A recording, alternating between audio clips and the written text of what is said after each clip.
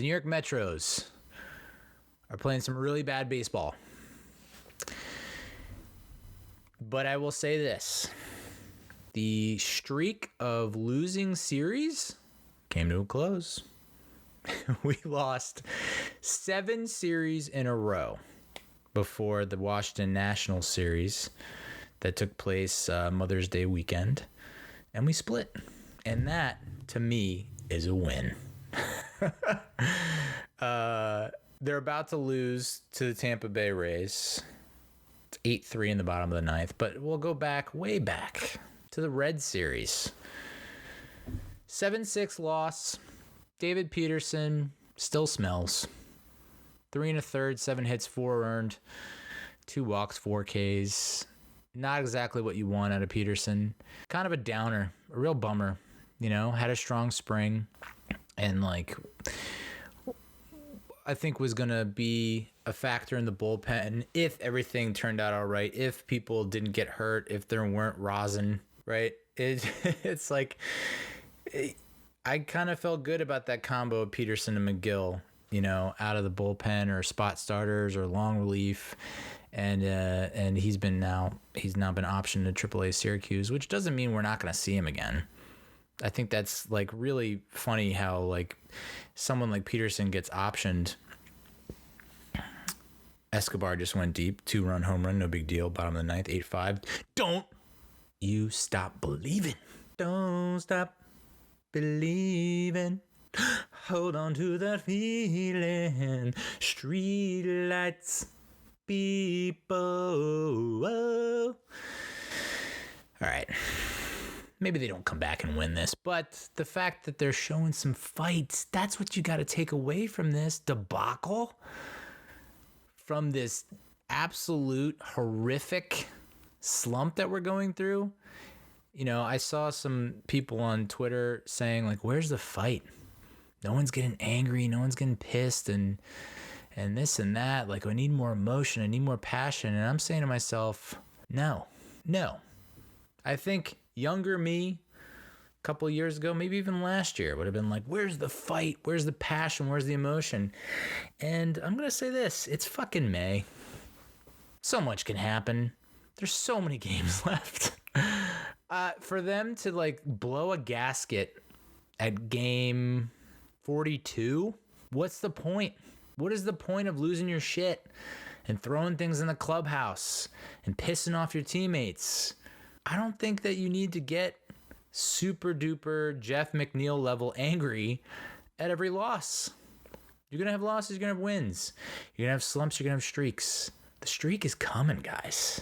It is coming so hard. Giggity. So yeah, who knows Peterson, people are writing him off. He could be our savior down the stretch. He could be the guy that comes in the playoffs, big spot, and gets the final out. Gets us out of a jam. You got to stop writing off these players. You got to stop sending them to an early grave when it's there's just plenty of season left. Negosic, who is a dude that I love and cherish day to day. Love the broom stash on the upper lip. But not a great outing against the Reds in that 7-6 loss. 3 earned runs, and that was pretty much it for the Mets in that game. Wednesday, May 10th, we get the 2-1 win. Verlander showing why he was a Cy Young last year and providing a glimpse of hope.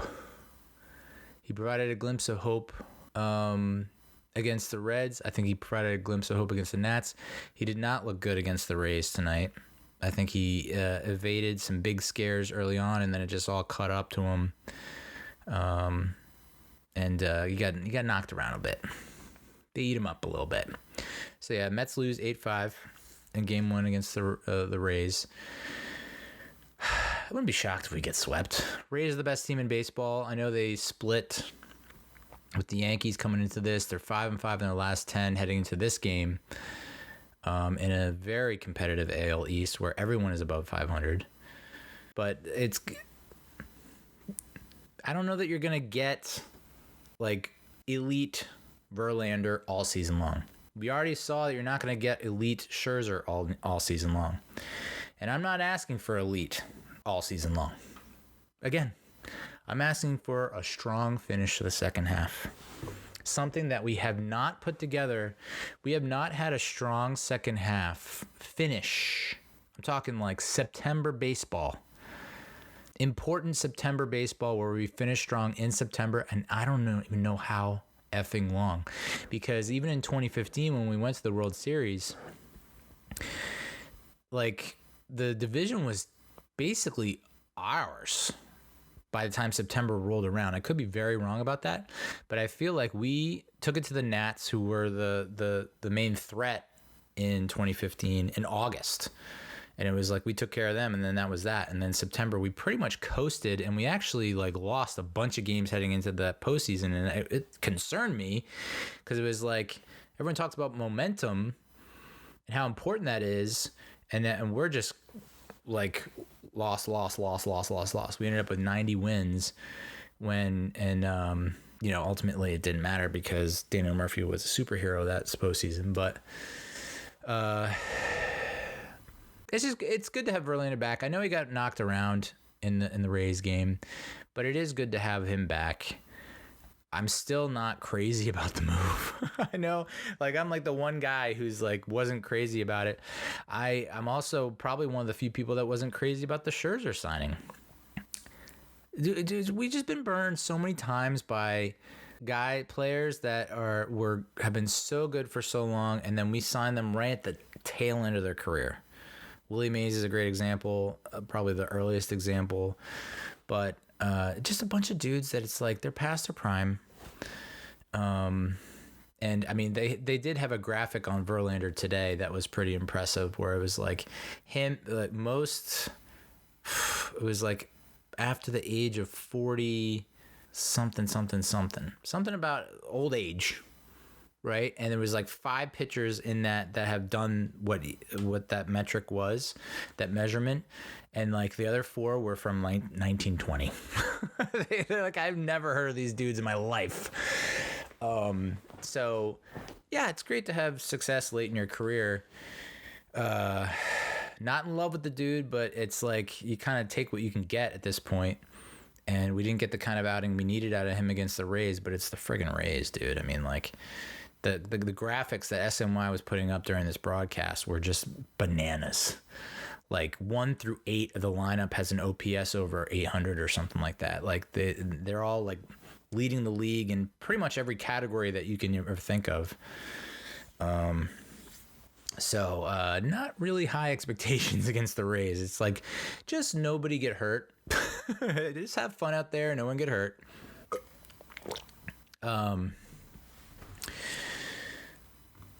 The Thursday, May 11th game, 5-0 loss against the Reds. Alvarez 2 for 4. And this is where it's starting to, in terms of our pitching, like Kodai Senga was, I said last episode, he was Mr. Consistent, and he's like our one shining, like, morsel of hope, the one silver lining to our starting rotation. And then he, gives up 8 hits, 5 earned, over 5 innings.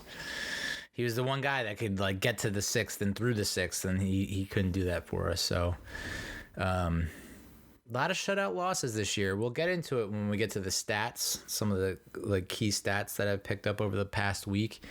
And we're getting shut out a lot. And I know we shit on the pitching a lot, but goddamn, the offense just kind of they just like black out, and they just lose all their power. They just forget how to hit. Once in a while, it's just we get blanked, and it's like, whoa. So yeah, we lose the series against the Reds. Lose 2 or 3 of the Reds who aren't great. They weren't great coming into the series, and I thought the Reds would be an opportunity to take 2 of 3. So as much as we thought that the Rockies was the series loss to the Rockies was like rock bottom, Feels like maybe the Red series was rock bottom. Like, we can't go any lower than that, right? And we'll see. But the fact that we split the series with the Nats, we ended that 7 straight loss series streak, slump, whatever you want to call it. Big 3-2 win Friday against the Nats in Washington, and we got a quality start from Tyler McGill. He didn't go 6 innings. He went 5, but only gave up 4 hits, 1 earned. 4 walks, 4 Ks, and then the bullpen came up big. David Robertson, 1 2/3 with 4 strikeouts, was just huge. Ottavino with a great outing, Brigham with a great outing, and Drew Smith with his first career, I believe that was his first career MLB save, and then Francisco with all 3 of the Mets runs, knocking in all 3 of the Mets runs. Saturday was a fiasco by all accounts. Rain delay for 4 hours. Like, I honestly thought because I was watching movies pretty much most of Saturday night, TV Saturday into Saturday night, and I had the SMY on the iPad, and I kept checking in. And I was like, they're still running the yearbooks, huh? Still running the yearbooks. Is this a glitch? What's going on here? Did someone fall asleep at the switch? Like, why is Major League Baseball, the Nats, the Mets, whoever's in charge here, why are they holding out hope that this game gets played? There were only 3 innings played, 3 innings before it got shut down. And so I know the booth was pretty pissed. Gary, Keith, and Ron were like, we've never seen anything like this before. This is a black mark on Major League Baseball, like really going in on them. And then I think the big knock was announcing over the scoreboard, not announcing anything over the course of 4 hours, not giving any updates, and then throwing up a little update on the scoreboard. Like, that scoreboard operator was just like, I'm just going to take this real quick, hit send, and I'm out. I'm just going to run to the parking lot. Part of a split admission doubleheader the next day, which is, as Gary Cohen said, unprecedented, right? Usually you have a single admission for all the fans that got gypped the night before. No dice, and so people were heated. There was a gentleman who screamed out bullshit. I could read lips. Did you know that? So, split admission doubleheader on Mother's Day. We stink on holidays. Our record on holidays is bad. Our record on Sundays is bad, especially day games. And so they continued picked up where they left off with the suspended game and came out with a 3-2 loss. Joey Lucchesi gave us 2 innings. I guess he 4 hits, 1 earned. Steve Nagosek, 3 innings, 2 Ks. Dominic Leone, I believe that was his first appearance or his last appearance before this game against Tampa.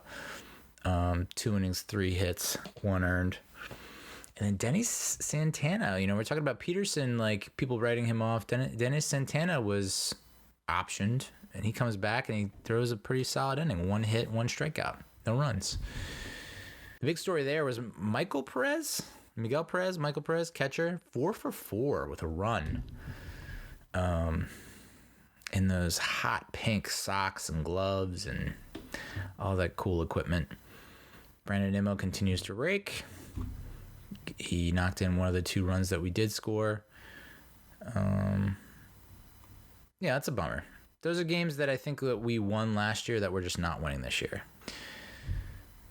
Game 2 of the doubleheader, we had Max on the mound, and he goes 5 innings, 2 hits, 1 earned, 2 walks, 6 Ks, 8-2 win. And this win, coupled with the 3-2 win or the 2-1 win, 3-2 win on Friday night, and the 8-2 win in Game 2 of the doubleheader on Sunday, it got me believing, folks. Got me believing, got me thinking maybe this is the turning point of the season. Mark Canha goes 3 for 4 with two ribbies and a run.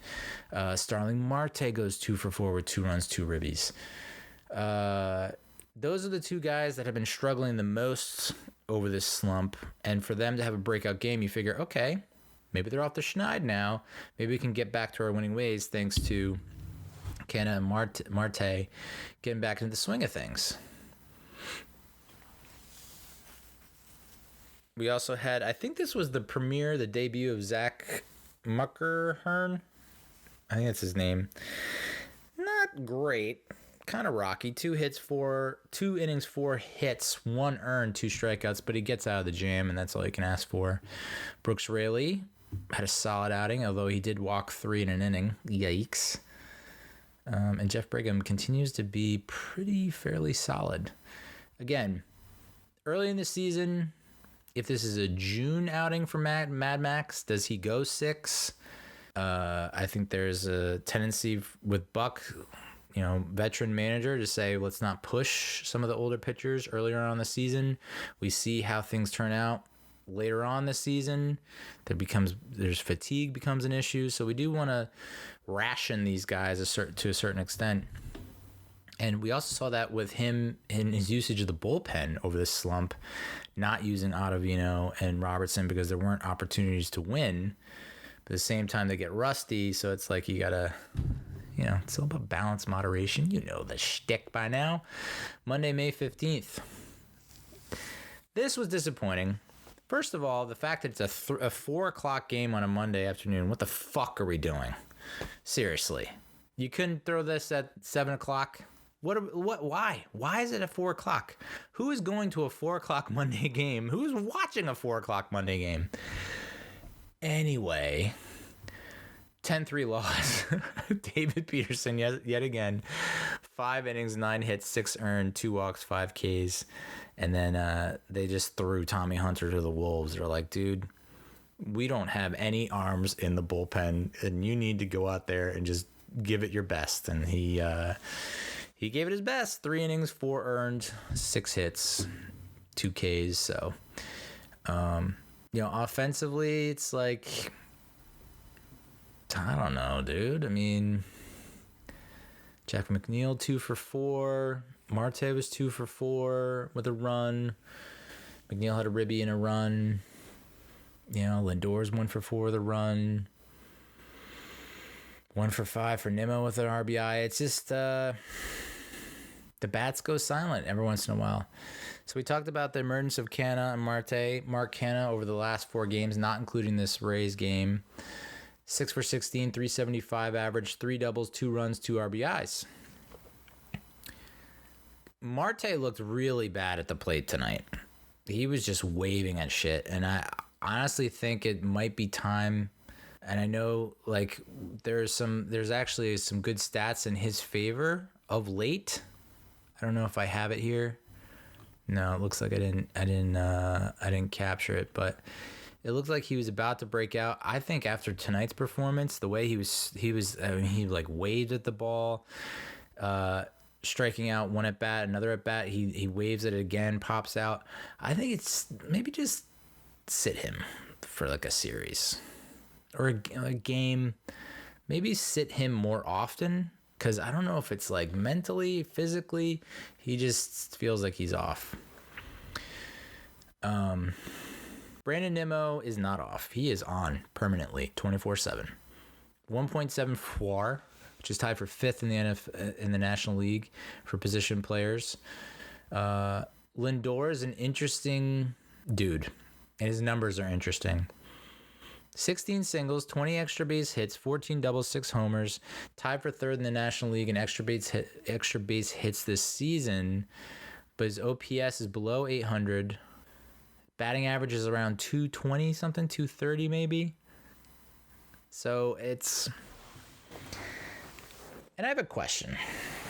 Do we think that Francisco Lindor is going to actually play out his entire contract with the Mets? Oh man, I don't get the feeling, the vibe that he's going to.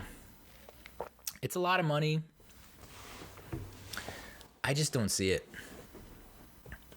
Would it be? I mean, it depends. I think if he's able to get the Mets to and win a World Series in the first 5 years of his contract, I think he plays out the rest of his days with the Mets. So we're looking at, they signed him, his first season was 2021, right? 21, 22, 23, 24, 25. I'd say if we don't win a World Series by 2025, 2026, I think they're going to look to deal him. I don't know why I think that.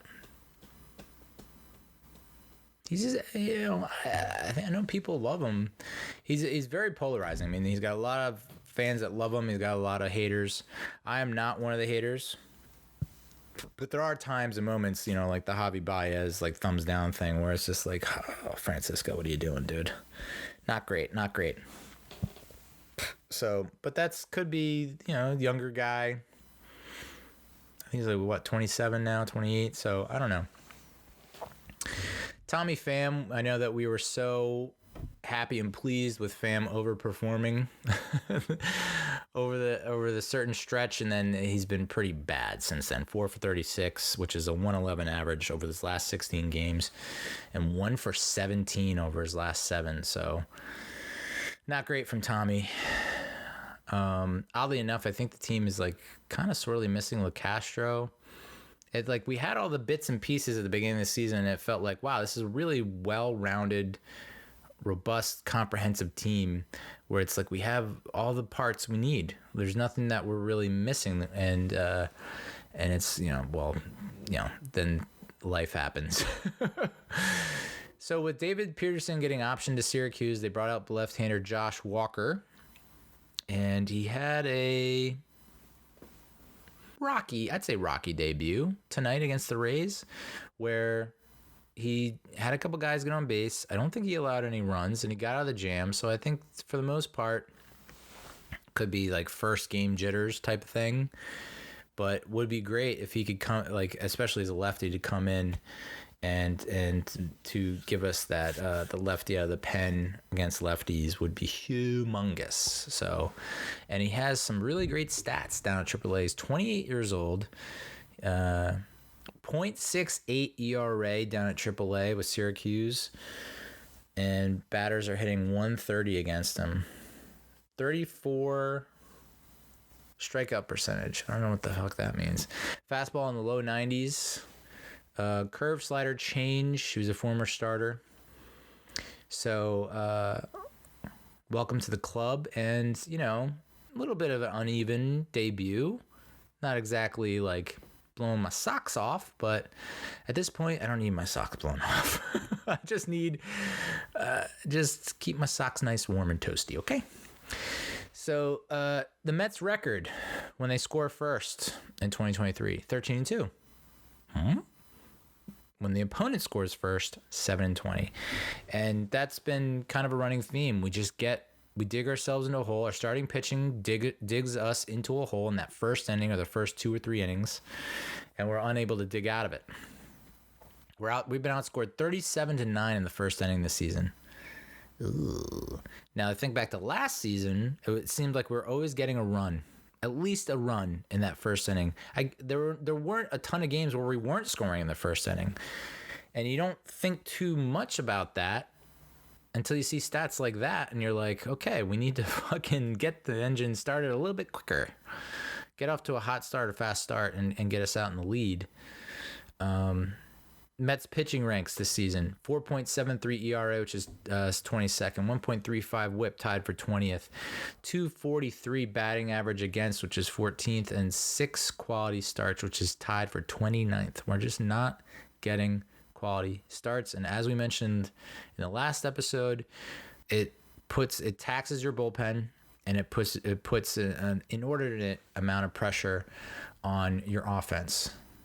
It's like, it's hard not to, as a batter, as a hitter, to think about that. Like, okay, well, we need to score 8 runs. So if we score 2 in this run, it's like, I was doing that the other day. What game was it? I think it was the 10-3 loss, where I was like, okay, so it's the 8th inning. We had a little bit of a rally going in that 8th inning, where it was, we had the bases juiced in the 8th, and I was like, okay, so we just hit a grand slam here, and we hit a grand slam the next inning, and we're tied, baby. I am completely delusional. I fucking fully realize that. I am completely self-aware that I'm delusional. There was a tweet about the Mets fans taking the blue pill, or it was some kind of meme featuring Jim from The Office, and I liked it and quoted it, and I said, "Yep, blue pills all day." And my Washington Nationals friend, buddy from college, who's a Nats fan, was like, "Yeah, I think you're like overdosing on copium." And it's like, hell yeah, dude. I am delusional as hell right now. I don't think I've ever been this delusional when it comes to the Mets. Again, I think it's because of last year's performance. I think if you don't have last year's performance, then I don't think that my delusion is as high as it is this year. Let's take a look here. David Peterson. We've been talking a lot about him, but it's interesting to look at. I mean, last year, 7-5, 19 games started, 28 games that he appeared in, 3.83 ERA, 1.33 WHIP, 10.7 Ks per 9, 0.9 homers per 9, 236 batting average against. Oh my God.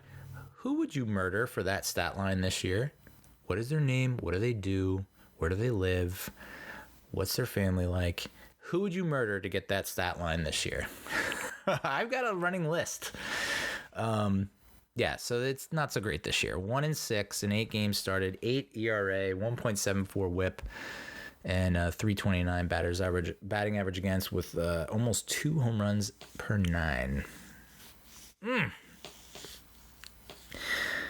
Let's all do the time warp again. Is that how it goes? The Rocky Horror Picture Show, one of the creepiest, weirdest movies ever. My God. If he could ever get back to that 2022 stat line, my man, we would be in such a better position. Because Tyler McGill is kind of holding steady. Not great, but good-ish. Average to above average. If Peterson could give us that and match what McGill's giving us, I mean, you got to imagine we'd be above 500 right now, no? We went 50. At what point during the slump we went 50 straight innings without a home run?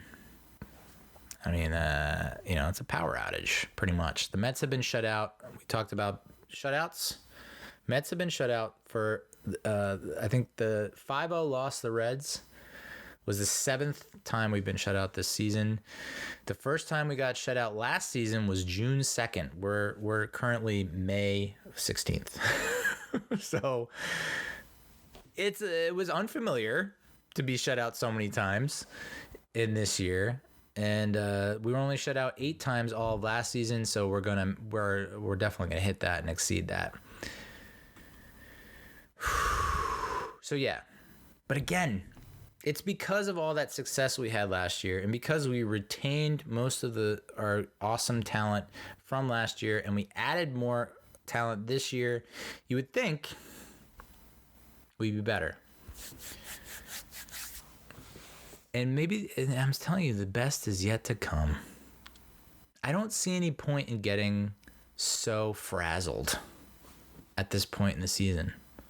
I don't. Especially when you see some positive signs of life, right? Yes, the 5-0 loss against the Reds blows. There's no two ways around it. Splitting the series against the Nats, showing a little bit of fight against the Rays tonight when it seemed like all was lost. We were down 7-1 at one point, and we lose 8-5, right? So it's not like it's this team, for everyone who's like, well, I want to see emotion and passion and anger and da-da-da, and then throwing bats and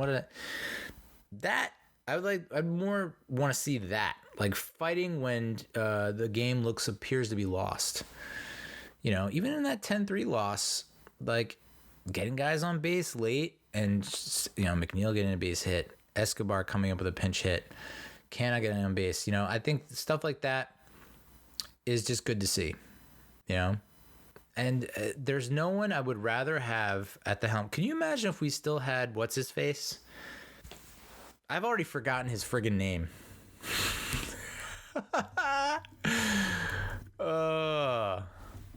Luis Rojas. Can you imagine if we had Luis Rojas as our manager right now? I would feel a lot worse. The fact that we have Buck Showalter, and you can tell Buck's kind of like he's steamed, and rightfully so. He should be. They need to play better. But there's no one I'd rather have. Can you imagine if we had Louis Ross? Ugh. We have Buck Showalter. Praise be. A lot of faith in Buck. And I know people are going to hate this, but Daniel Vogelback is not the problem. But I wonder if he is someone that the Mets dangle at the trade deadline. Pains me to say it because I love the guy. And his stat line is great. But I don't think he's giving the Mets what they want out of the DH position. 270 batting average, 407 OBP, 812 OPS, 4 doubles, 2 homers, 13 RBIs, 7 runs, 137 WRC plus, 127 OPS plus. He's leading the Mets in on-base percentage and having a very solid season. The problem is 2 home runs, and that's all, and 13 RBIs. That's all people are going to look at. This dude can get on base. He could have 1,000 on-base percentage.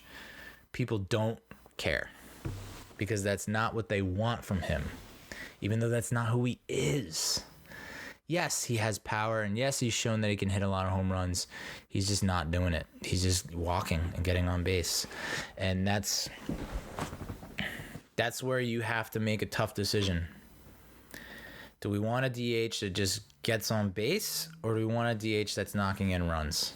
And that's ultimately going to be the deciding factor and what his fate is going to be with the Mets for the rest of 2023. It's going to be like, do you shop around and say, hey, he gets on base, but we need a guy that hits dongs. So it'll be interesting to see how things play out with him. But you can't say that he stinks or he sucks or that, people give him so much shit. And it's like, he just needs to hit more home runs, but that's not what he's doing.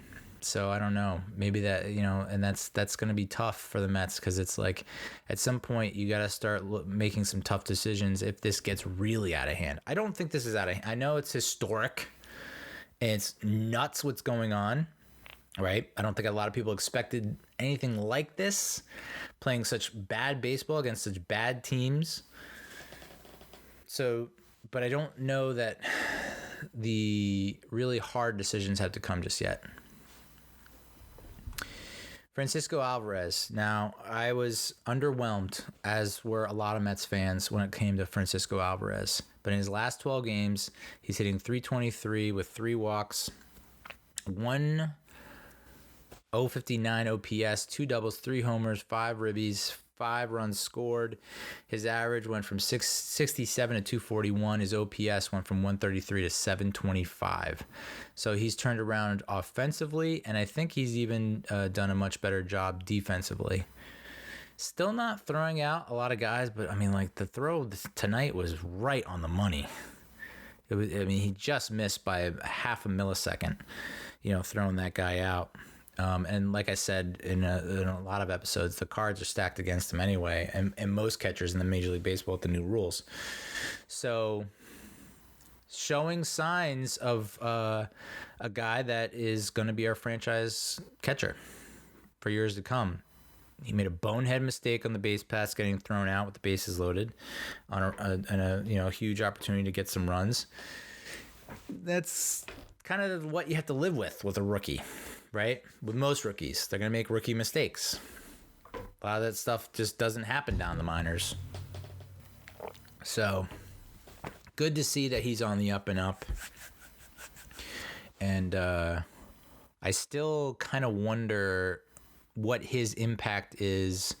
Like, is the starting rotation, I guess I would have to take a closer look at like starting rotation with Nido behind the plate versus Alvarez behind the plate. Is there that much of a difference? Is Alvarez actually, I know he had a little bit of a, I don't know if it was a disagreement or he had a pretty heated talk. I don't know. Serious talk with Drew Smith coming off the field after Drew Smith gave up a crucial run. So is he calling the right pitches? I mean, I know that people are in love with his frame jobs are friggin' weird, dude. I've never seen frame jobs like that, where it's like, not even, I can't, if I'm an umpire, I don't know how, it's got to mess with your mind. I mean, this guy is like, ball so far out of the strike zone and quickly snapping it up and bringing it into the strike zone. I think it's a good thing, but part of me is like, dude, I think you're going to end up costing you calls because umpires are onto you, and I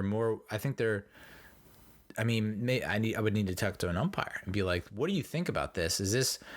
Are you more apt to call strikes seeing this, or are you more apt to call a ball because you think this guy's trying to like dupe you every time? I don't know. Mets record when scoring 5+ runs last season, 76-5. This season, 14-5. Yeah, so we're not scoring a ton of runs. You know, like I said, the focus has been so much on the bad pitching, but like the offense is just not scoring runs. So where do we stand? What do the standings look like? With this loss, they're 20-23. They were 6.5 back for the Braves. They're now in 4th place. The Marlins and Phillies have leapfrogged them. They're half a game ahead. I think the Marlins won tonight, so they're now a full game ahead. And we're only 2 games ahead of the Nationals. Woof. Yeah, it's pretty bad. It's still so early. It's still so early. We're like a quarter of the season, 25%. There's 75% of the season left, folks. We got 3 more of these sections. And if this is our worst section, we're looking pretty good. So I know that we were surprised that the Dodgers were struggling so much. Well, they have taken off ever since then. They're now 27-15. I don't know how they did tonight. For as much as we are worried about the Padres and as much press as the Padres get for their payroll and all the players that they have and talent they have, they were the same record as us entering tonight, 20-22. The Pirates have come back down to earth. The Pirates were on a friggin' tear, and they have now given up first place to the Brewers. So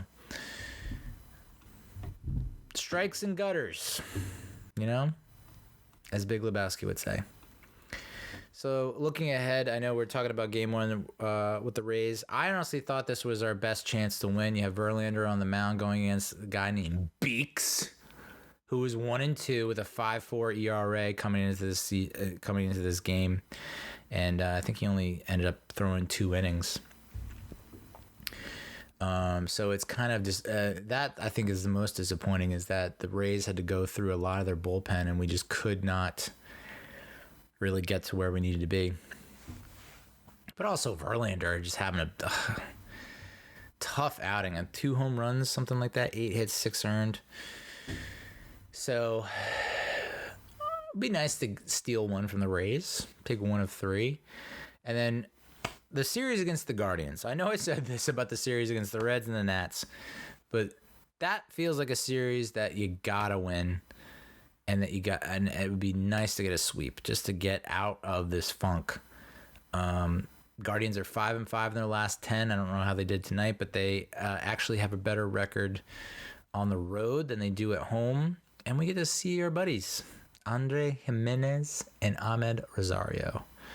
I meant to look into how they're doing, to see how they're doing, and I'd be curious, now that we are 3 seasons, not 3 full seasons, but 2.25 seasons into this trade, with us getting Carrasco and Lindor and them getting Jimenez and Rosario. How would you evaluate that trade at this point? Would you still do that trade? I'm going to say yes without even seeing Jimenez and Rosario's stats, but it would be interesting to look at that. But the Guardians are playing sub 500 baseball. So again, this is another bad team that should be the slump buster, you know? So that's the Mets.